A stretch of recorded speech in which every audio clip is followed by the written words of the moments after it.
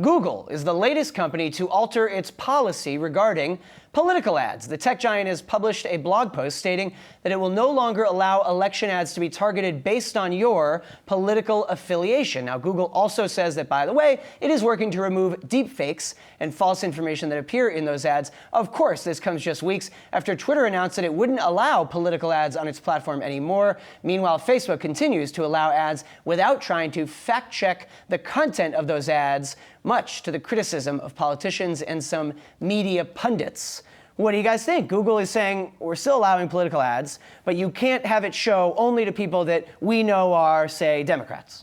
Yes, so it sounds really good, but when you look deeper, they're actually still allowing you to target people based off of age, gender, and location. So with that kind of information, advertisers, when they're putting political ads forward, they can still figure out who are the Trump supporters, who are the Democrat supporters, and basically work around this new rule. It just sounds good that Google is doing more. I mean, it makes Mark Zuckerberg look bad because he's wanting to do absolutely nothing. That's what it's about. But there are definitely ways to work around it. That's what it's about, making Facebook look bad. Right. And I think the misinformation is the bigger part of this because the ads are different and it's actually almost indistinguishable from other Facebook content at this point. So even if you were to ban political ads, let's say, for example, on a platform like Facebook, on a platform like Twitter, any tweet that is a political ad doesn't look any different than an organic tweet from a user. And it's those user accounts that can provide a lot of bad and wrong information. Exactly right. So that's what Facebook was facing.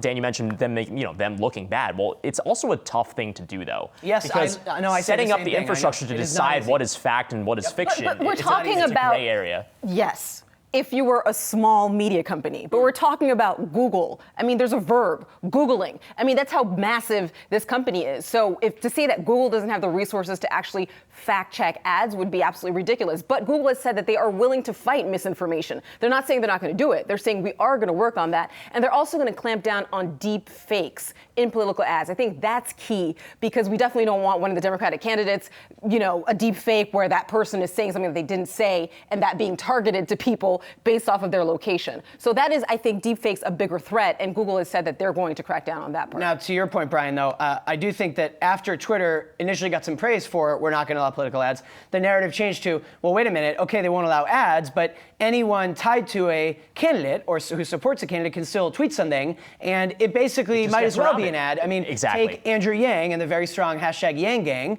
and I like Andrew Yang, but a lot of the tweets that I see in my feed, because either Yang retweets them or there's one other guy I follow that's like the Yang supporter. Yeah. And those are not ads. They're not ads, but they're just, here's why he's so great, and here's a clip of what he said in the debate, and here's why all the other candidates are bad, and he's the best candidate. They might as well be ads. I mean... Yeah, it's like the way you can just gang the system to gang the system to basically, still get your message across to so many people. Yep. We'll see what happens here.